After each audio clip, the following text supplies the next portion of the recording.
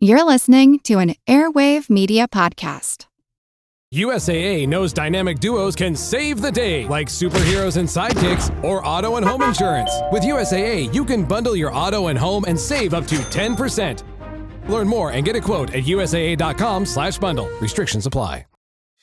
Hey, it's Paris. You know I love sparkly things, right? Like stars. Duh. And thanks to Hilton and AutoCamp, I just slept under them. Picture me, serving looks by the fire outside my luxurious Airstream, making s'mores with the kids, while a national park is our backdrop. The great outdoors meets Hilton hospitality. That's hot. Explore all the new ways to stay at Hilton.com. Hilton for the stay. A little content warning. In this episode, I will be addressing a political issue, as well as widely held religious beliefs. But this is, of course, still a history podcast, and there will be plenty of history involved.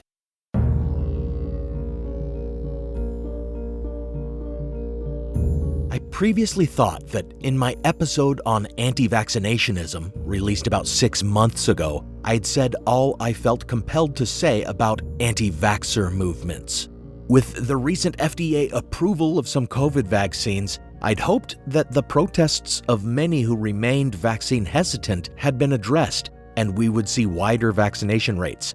Instead, we see goalposts moved and refusals doubled down on, and we find renewed opposition to vaccination mandates on the grounds of individual and religious liberty. On one hand, considering the long history of organized protest to compulsory vaccination, which I discussed in depth in my episode in April, I'm not that surprised at the resistance to vaccine mandates. Although in most cases, organizations and governments are not actually currently discussing the enforcement of compulsory vaccination and are instead offering the alternative of weekly testing to accommodate vaccine holdouts, making most of their rhetoric and bluster effectively moot. I suppose what I do find surprising is the outrage and shock at the mere idea the government might consider the coercion of safeguards to protect the public against this deadly virus, and the suggestion that it amounts to some kind of unconstitutional medical tyranny. This viewpoint, which is popular right now, I've seen it espoused by some otherwise rational and educated individuals who work in academia, demonstrates an ignorance of American history and a basic misunderstanding of the ideals of liberty on which our country was founded.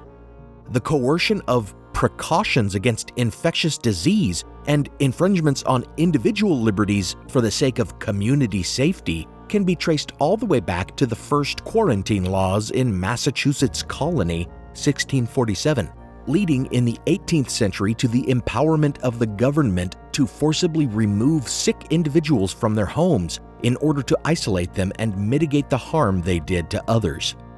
Anyone who has served in our armed forces and received so many jabs they don't even know what they're all for will tell you that compulsory inoculation has long been practiced by our government, and this goes all the way back to the Continental Army and General George Washington. Indeed, Washington was at first resistant to instituting a smallpox inoculation mandate, but his own soldiers convinced him that they had more to fear from the disease than they did from their enemies' swords. After the advent of the vaccine and the first vaccine mandate law was passed in the U.S. in 1809, opposition to compulsory smallpox vaccination entered the courts, as I spoke about previously. The final word on the constitutionality of vaccine mandates came in 1905 in the Supreme Court case Jacobson v. Massachusetts, in which a Cambridge city mandate was challenged. The Supreme Court upheld the law, finding that our individual liberty does not extend to putting others at risk. Since then, when the issue has come up again, specifically in cases regarding vaccine mandates for children in schools, courts have consistently looked back at Jacobson versus Massachusetts and considered the matter settled. Thus, the idea that governments or organizations instituting a vaccine mandate is somehow illegal or even an overreach is simply false.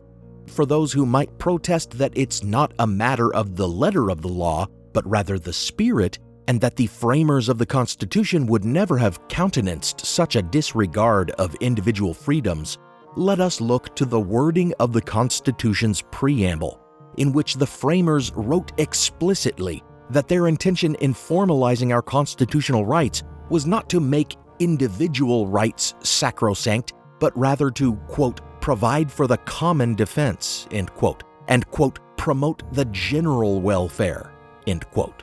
And American history in particular has also shown that the best way to promote general welfare during an epidemic, the best defense against an infectious disease, is robust vaccination, and that mandatory vaccination laws work. Comparing smallpox infection rates in states with and without vaccine mandates between 1919 and 1928 reveals that states without vaccine mandates saw as many as 20 times more cases. However, what I find really complicates the issue is the notion of religious dissent to vaccination mandates. If a religious doctrine truly holds that the faithful must not be vaccinated, then there is little left to argue, except the validity of that doctrine and the reasoning behind it, which is a losing game, especially when the most prevalent religious objection to vaccination relies on a creative interpretation of an ancient prophecy about the end of the world. This is historical blindness. I'm Nathaniel Lloyd, and let it never be said that I shrank from the impossible task of challenging the preconceptions of true believers. For in this episode, I take on false prophecy, the mark of the beast, 666. Before we continue, I want to thank my newest patron. Thanks, Grant. I really appreciate all my patron support. Listeners who pledge on patreon.com/historicalblindness get an exclusive RSS link that'll set up an ad-free feed of the show for you with teasers and exclusive episodes, usually at least one minisode a month, like the blind spot episode I released between the two installments of my recent series on conspiracy theories about the Jesuits, all about the murder mystery at the heart of the Popish plot hoax. We recently met one of my first patronage goals, which is very encouraging. If we keep going and meet my next goal, we'll be well on the way to me devoting more time to the podcast, hopefully preventing any delays between episodes and allowing me to produce more exclusive patron content. Patron feeds also get episodes early, usually a day early at the lowest tier of $1 a month, and up to 4 days ahead of release at higher tiers. And as I mentioned, their episodes don't have any ads in them. So if my mid-episode intermission takes you out of the story, you might want to pledge support just to get rid of that ad break and this Patreon pitch. So visit patreon.com/historicalblindness and support the show. Or you can support the show by making a one-time donation at historicalblindness.com/donate or at the PayPal link in the show notes or on Venmo at historicalblindness. Now, on with the episode.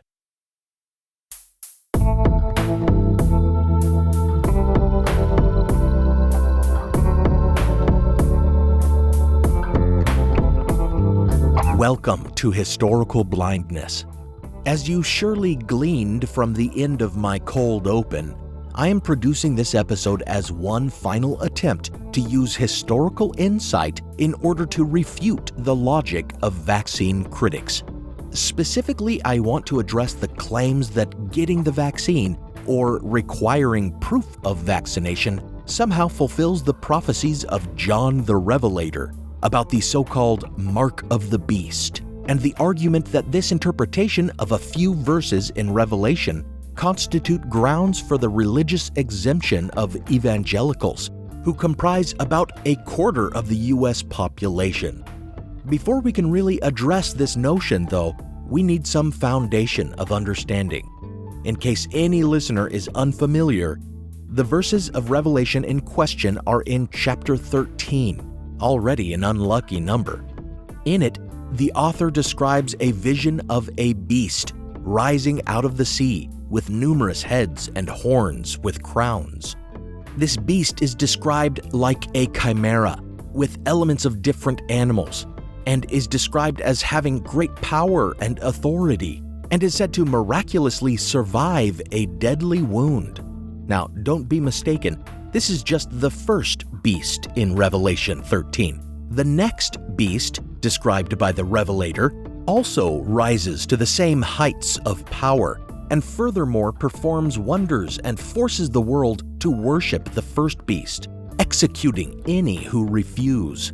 Verses 16 through 18 are of especial interest here. Quote, "And he causeth all, both small and great, rich and poor, free and bond, to receive a mark on their right hand or in their foreheads, and that no man might buy or sell save he that had the mark, or the name of the beast, or the number of his name." Here is wisdom. Let him that hath understanding count the number of the beast, for it is the number of a man, and his number is 666. End quote. These verses mark the beginning of the legend. Understandably, the beasts of the vision are interpreted in terms of power structures.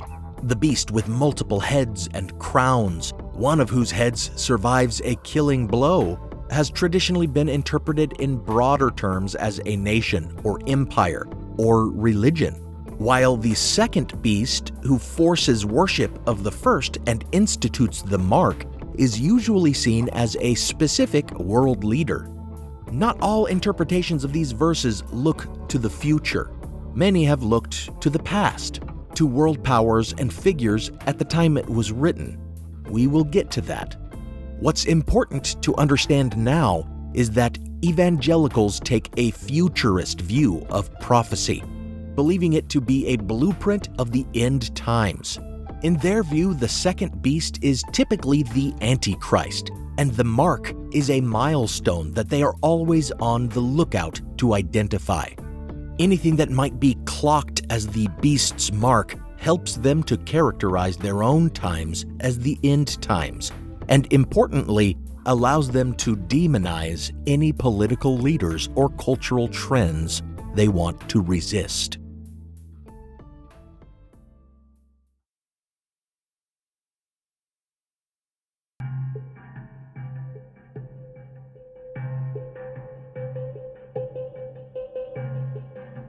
The current iteration of the Mark of the Beast legend, the conspiracy theory that the vaccine itself or vaccine documentation are really the forced mark that will make of any otherwise faithful Christian a damned heretic, effectively erasing their name from the Book of Life and denying them their eternal reward, actually involves the unlikely figure of Bill Gates.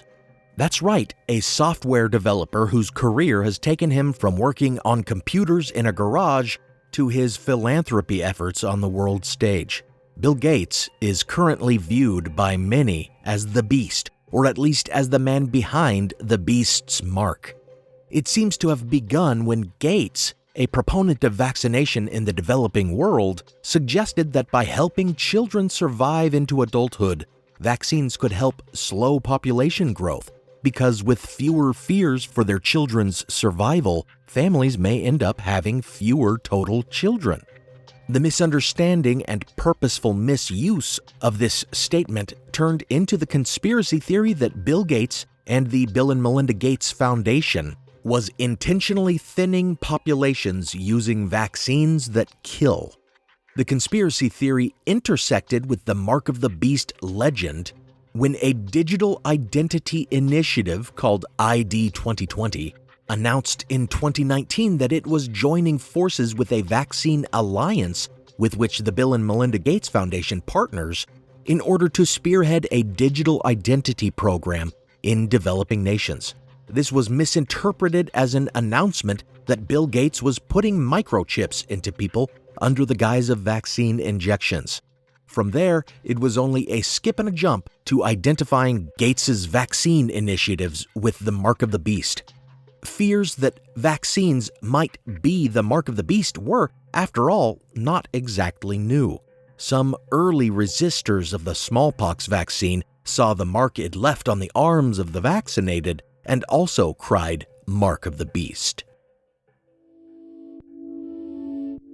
The notion of an implanted microchip being the mark of the beast was also not new.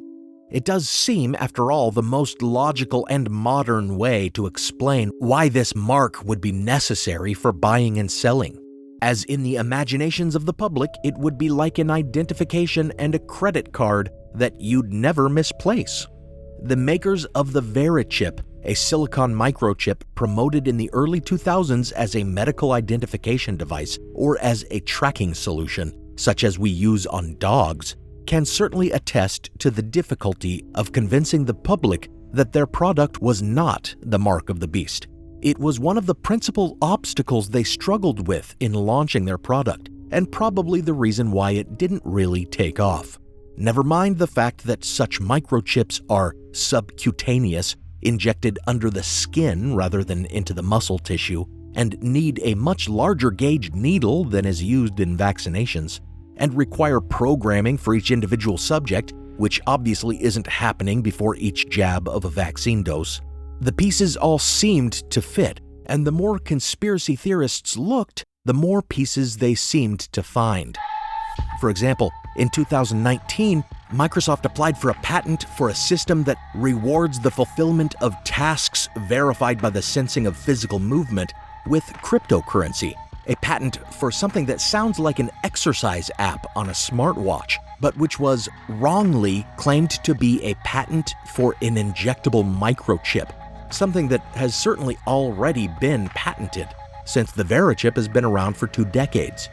The really unfortunate thing is that the proposed patent was numbered W02020-060606, taken by conspiracy theorists as the number of the beast, and thus confirmation of their theories. And how was this all tied to the COVID vaccine in particular? Bill Gates did not develop COVID vaccines, despite what many a conspiracy theorist might tell you. Rather, the Bill and Melinda Gates Foundation took part in a pandemic simulation in 2019 called Event 201, in which a thought experiment was discussed as to what the response might look like if, for example, a novel coronavirus crossed species to infect humans. This event has been presented like it was a shadowy Illuminati meeting, when it was in fact a well-publicized and widely attended event, and not the first of its kind, since virologists have feared such a virus emerging for a long time.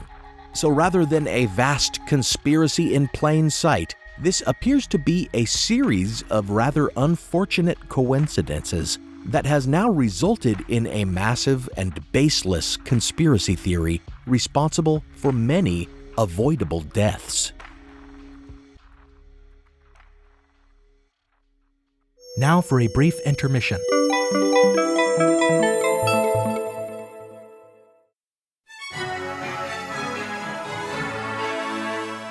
The History of North America podcast is a sweeping historical saga of the United States, Canada, and Mexico, from their deep origins to our present epoch. Join me, Mark Vinette, on this exciting, fascinating, epic journey through time, focusing on the compelling, wonderful, and tragic stories of North America's inhabitants, heroes, villains, leaders, environment, and geography. The History of North America podcast series is an incredible historical adventure that chronicles the thrilling, action-packed tale of a continent. I invite you to come along for the ride.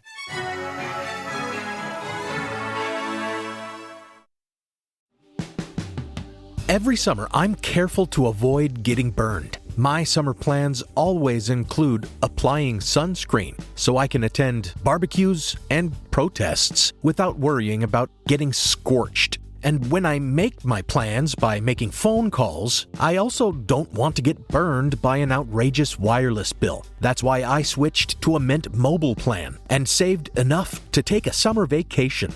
With Mint, I found no difference in speed or coverage, just a big difference in cost. And right now you can switch to a Mint wireless plan like me to avoid sweating those surprise charges and overages. You'll just be chillin' with Mint's offer of 3 months premium service on the nation's largest 5G network for just $15 a month. With high-speed data and unlimited talk and text, it might just be the coolest thing happening this summer. This year, skip breaking a sweat and breaking the bank. Get this new customer offer and your 3-month unlimited wireless plan for just $15 a month at mintmobile.com/blindness. That's mintmobile.com/blindness. Upfront payment of $45 required, equivalent to $15 a month. Limited time new customer offer for first 3 months only. Speeds may slow above 35 gigabytes on unlimited plan. Taxes and fees extra. See Mint Mobile for details. As listeners of Historical Blindness, you're no strangers to the fact that history is a lens through which we can better understand the present. Or as Shakespeare put it, what's past is prologue. History is the indispensable context without which we cannot hope to truly understand current events. You understand that, and so do the creators of the American Scandal podcast. Every season, they immerse listeners in the biggest controversies in U.S. history, helping us understand America's dark side and learn from its troubled past. Its latest season, Ruby Ridge Standoff, delves into an incident that sowed the seeds for the rise of the modern radical right. It transports you to 1992, where in a remote corner of Idaho, federal law enforcement surround a small cabin. They've come for Randy Weaver, a survivalist who took his family to the mountains in anticipation of the apocalypse. A simple weapons charge brought the agents here, but the situation is about to explode into a deadly and tragic standoff that will later become a rallying cry for far-right extremists, fueling distrust and violent anti-government sentiment for decades. Follow American Scandal on the Wondery app or wherever you get your podcasts. You can binge all episodes of American Scandal's Ruby Ridge Standoff early and ad-free right now on Wondery Plus. Now, back to the show.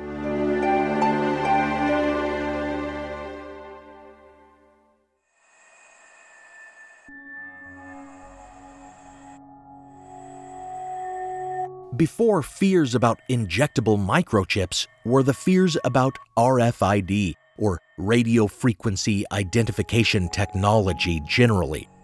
Christian apocalypticists have been raising the alarm about these so-called spy chips being the mark of the beast since they first started being implemented in cattle tagging and in the early 2000s when major retailers began installing EPC, or electronic product codes, on most merchandise in order to track inventory and product information online. In fact, anxieties about injectable RFID chips today seem rather pointless, since most of us already carry a credit card with an RFID chip in it. It's kind of like worrying about corporations using smartphones to record your conversations when they don't really need to because they mine far more actionable data just by monitoring browsing and social media habits. These fears about the RFID-enabled EPC tags echo even earlier fears about UPC or barcodes potentially being the mark of the beast. When UPCs were widely adopted, many evangelicals were certain that what would come next would be barcode tattoos on the forehead or the right hand, thus fulfilling the prophecy. And credit cards also didn't need a chip in them for evangelical Christians to fear that they were the mark of the beast. Indeed, it seemed anything with a number might be considered the dreaded mark. Bank routing numbers have 9 digits, which is 6 upside down. Your full zip code, too, is 9 digits. Uh-oh. Well, what is one to do if you're a God-fearing Christian and want no part of this forced worship of the beast? Clearly, you must take your money out of the banks, and you must get yourself and your family off the grid. There were many evangelicals in the late 1970s and 80s who did indeed feel that the only way to be a true Christian was to go full outlaw mountain man. This had been widely encouraged by the best-selling book, The Late Great Planet Earth, which predicted a specific end-time scenario, most likely occurring before the end of the 1980s. One such Christian American influenced by this apocalyptic culture was Randy Weaver, who believed that credit cards and the computer systems that networked them were the mark of the beast. In order to resist what he saw as revelation come true, he moved his family to a cabin in remote Idaho and began to associate with the only other well-armed group of professed Christians resisting the government and living off the grid out there, the Aryan nations. To illustrate the danger of such apocalyptic thought, things did not turn out well for the Weaver family. When the ATF failed in their plan to use a firearm charge to coerce Weaver into informing on the white supremacists' activities, the result was an infamous shootout and standoff at Ruby Ridge, the Weavers' home, during which a deputy U.S. Marshal and Randy's son and wife were killed.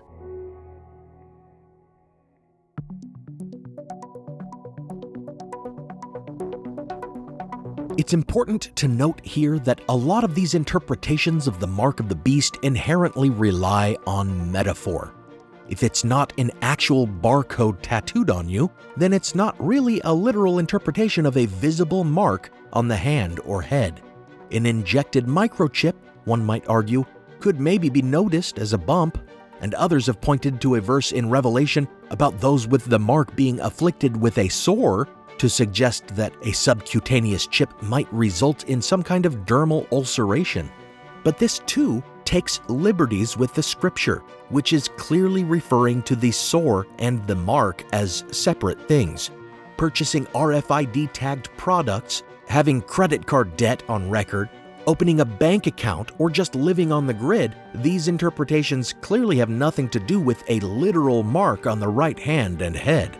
And certainly neither does receiving a vaccine or having a vaccine record. This freedom from literal interpretation characterizes many of the explanations of this prophecy throughout history. It has long been associated with nonconformity and resistance to cultural norms as well. In fact, Pentecostal critics of World War I believed that nationalism was the mark of the beast, using the idea to support their political views. During the Reformation, this meant interpreting the visions of John the Revelator so as to see Roman Catholicism and the papacy everywhere, signified in the heads and crowned horns of the first beast, represented by Babylon the Great, the corrupt city of the Antichrist, and embodied in the figure of the whore of Babylon. In the 17th century, using some creative calculations, various biblical scholars suggested that the year in which the Antichrist would fall would be 1666, a year whose number further explained the number of the beast.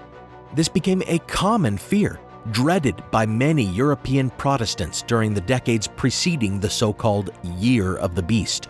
And for those in London who suffered a plague and a devastating fire that year, it seemed that their interpretation of the prophecy had been confirmed. This notion of the infamous riddle that was the number of the beast would be echoed 333 years later, when worries about computers and Y2K led many, once again, to fear that the year 1999 would somehow fulfill the terrible prophecy of the number of the beast. Revelation is clear that the mark of the beast is one and the same as the number of the beast, and it is never satisfactorily explained by these interpretations how or why a calendar date might be received on the right hand or the forehead, even metaphorically.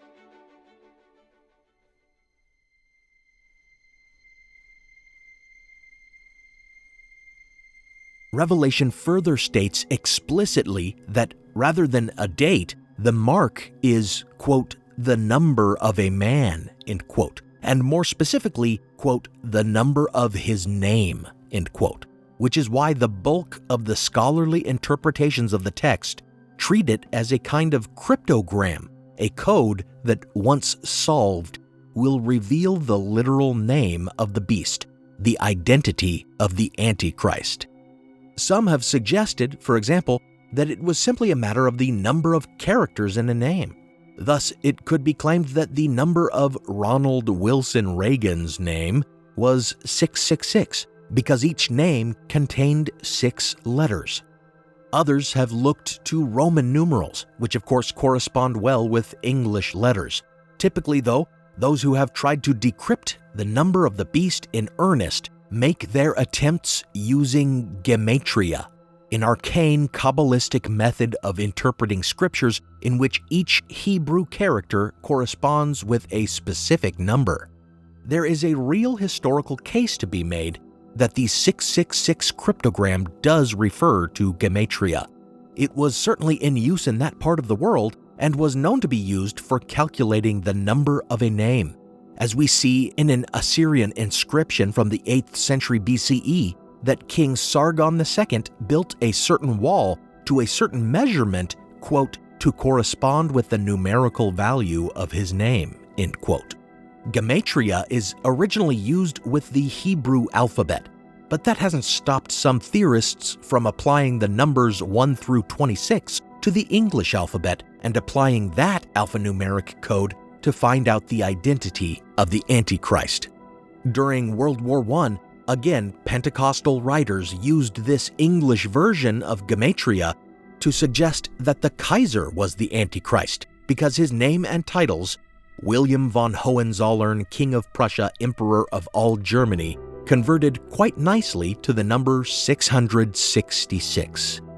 At the advent of the World Wide Web, anxious Christians used gematria to suggest that using the internet was taking the mark of the beast, for right there at the beginning of every URL was www, which corresponded to the 6th letter of the Hebrew alphabet. Among ancient scholars like Irenaeus and Andreas of Caesarea, using gematria to solve the 666 cryptogram led to the listing of random names like Ivanthus, Latanos, and Teton. Not the names of specific figures, but names maybe to be on the lookout for, since their number was equivalent to the number of the beast. The problem was that there were and are far too many variations in method. First, if you don't like the numerical value you get using gematria, you can always massage the numbers.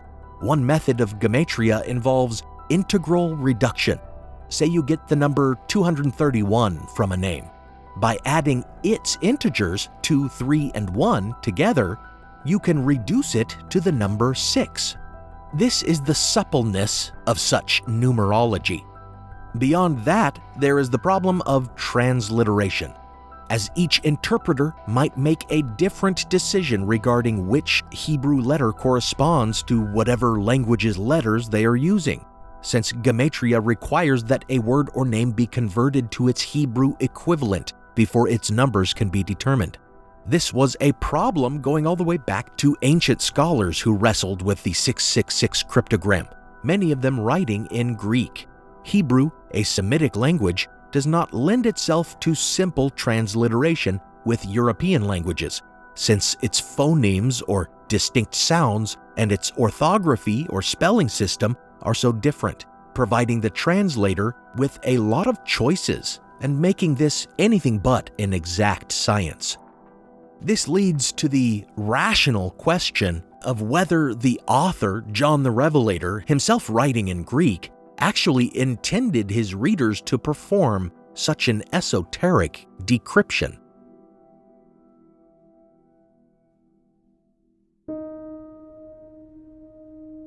So then, who was John the Revelator, also called John the Theologian and John the Divine, author of the Book of Revelation?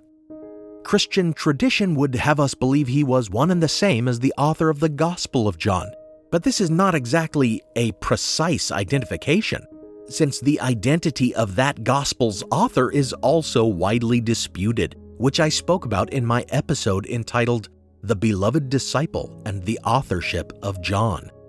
What the Book of Revelation tells us is that the author wrote it while on the island of Patmos, a Greek island in the Aegean Sea. Thus, the author's other appellation, John of Patmos. Many biblical scholars place its composition between 81 and 96 CE, during the reign of Roman Emperor Domitian, suggesting that whoever this John was, he went to Patmos seeking refuge during Domitian's legendary persecution of Christians. However, other scholars have suggested that there is little contemporary source support to actually confirm the truth of Domitian's supposed persecution of Christians, which were only first mentioned by Eusebius of Caesarea hundreds of years later. In alternative dating, based on the writings of Irenaeus, whose Against Heresies, written about 180 CE, is one of the earliest exegeses or critical interpretations of the scripture, is that it was written during the time of Nero, who reigned as Roman emperor from 54 to 68 CE. With this dating in mind, we must consider the possibility that John of Patmos was not at all referring cryptically to some far-flung future events and figures in his revelation, but was instead speaking figuratively about contemporary events. This would be the so-called preterist view of Revelation. In this view, Babylon the Great is Imperial Rome, and the beast, the number of whose name is 666, was Nero.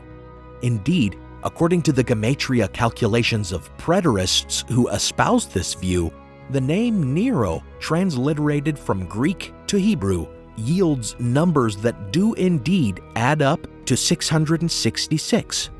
But more than that, one problem that has plagued many an interpretation is the fact that some early versions of Revelation actually have a different number of the beast, identifying 616 or 616 as the, quote, number of his name, end quote.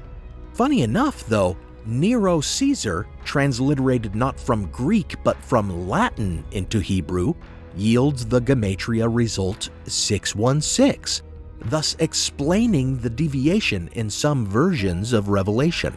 And more than just the fitting of his name with the number of the beast, Nero and Rome can be made to fit other descriptions of the beast. The first beast, with many heads and crowns, might be seen as Rome, and the mortal wounding of one of the beast's heads may refer to the assassination of Julius Caesar, which the beast survived in that the empire survived. And the making of the world to worship the beast may refer to Roman deification of their emperors, starting posthumously with the cult of Divus Iulius, making a god out of Julius Caesar. Or maybe, after all, the number of the beast refers specifically to the first beast, not the second, which is not exactly clear in the scripture. And the head of the beast who survives his mortal wound and is worshipped is a reference to Nero. For there was a legend after Nero's suicide called Nero Redivivus that said Nero did not really die, or that he would soon return.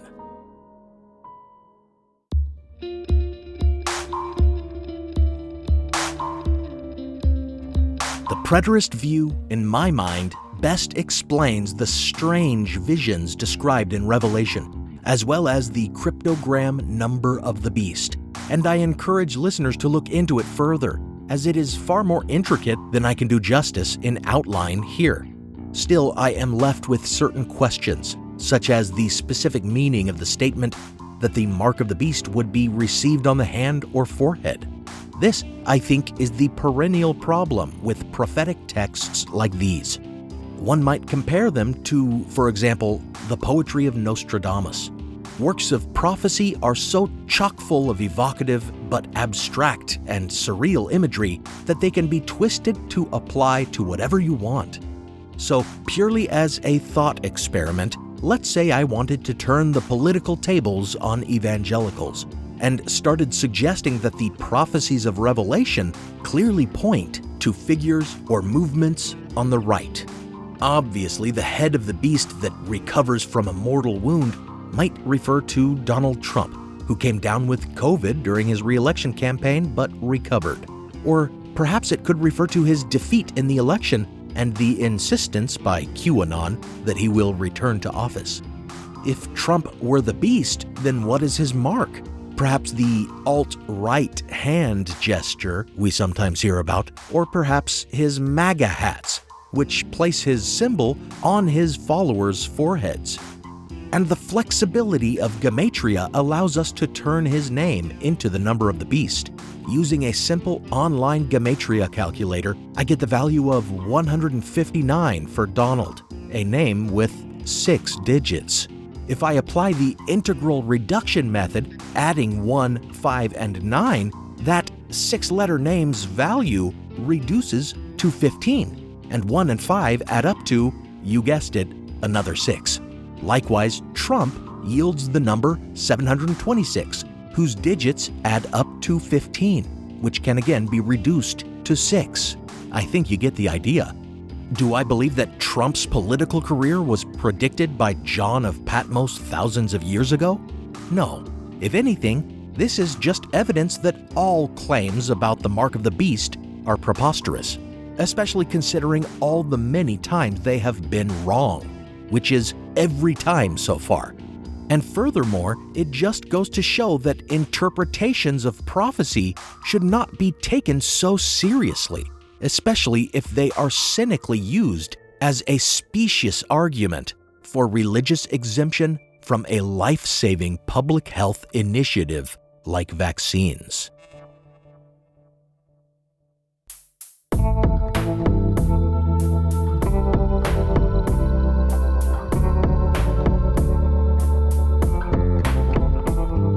Thanks for listening to this episode of Historical Blindness. Special thanks go out to my partner patrons Diane, Robert, Joe, Evelyn, Joe E., Devlin, Ian, Jessica, Fred, Robin, Mateo, Myth Eater, Do More Kid, Emily, Katie, and Elizabeth.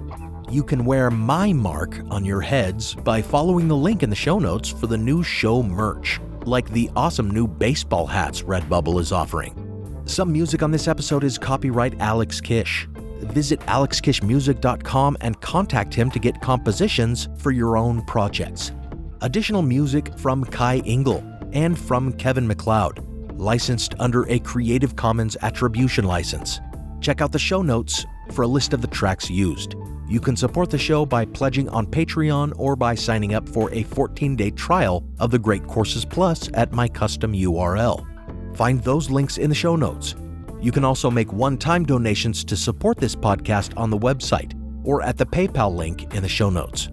Until next time, in case you were wondering, the numbers of my first, middle, and last names are 555, 51, and 140, which can each be reduced to 6, 6, 5.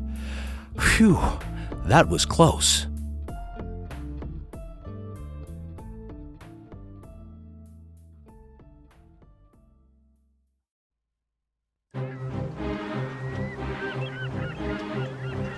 Hello, this is Matt from the Explorers Podcast. I want to invite you to join me on the voyages and journeys of the most famous explorers in the history of the world. These are the thrilling and captivating stories of Magellan, Shackleton, Lewis and Clark, and so many other famous and not so famous adventurers from throughout history. Go to explorerspodcast.com or just look us up on your podcast app. That's the Explorers Podcast. Spend less time staying in the know about all things gaming and more time actually watching and playing what you want with the IGN Daily Update podcast. All you need is a few minutes to hear the latest from IGN on the world of video games, movies, and television with news, previews, and reviews. So listen and subscribe to the IGN Daily Update wherever you get your podcasts. That's the IGN Daily Update, wherever you get your podcasts.